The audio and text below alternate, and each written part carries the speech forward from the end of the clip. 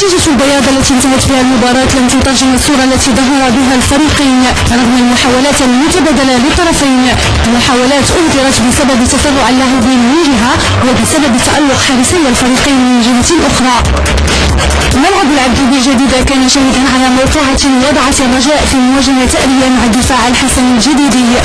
الرجاء فاجأ المحليين في الدقيقة 15 بعد حصوله على ضربة جزاء نفذها بنجاح متولي.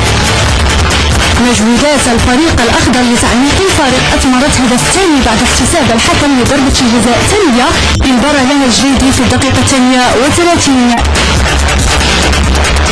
خلال الجولة الثانية سينجح دفاع الجديدي في تسجيل هدفه الوحيد عن طريق موسى سليمان بعد ارتباك في خط دفاع الرجاء لتنتهي المباراة بفوز الفريق الأخضر بهدفين مقابل هدف واحد.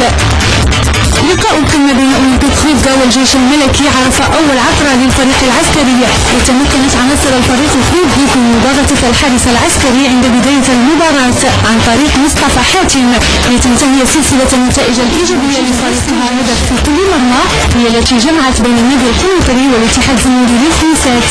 سجل القنيطريين اللاعب السنغالي إريك تراوري بعد انطلاقة المواجهة ب4 دقائق. الاتحاد الزمالي للخمسات تمكن من معادلة الكفة عن طريق هشام فتحي بعد اصطدام كرته بأحد مدافعي النادي القنيطري.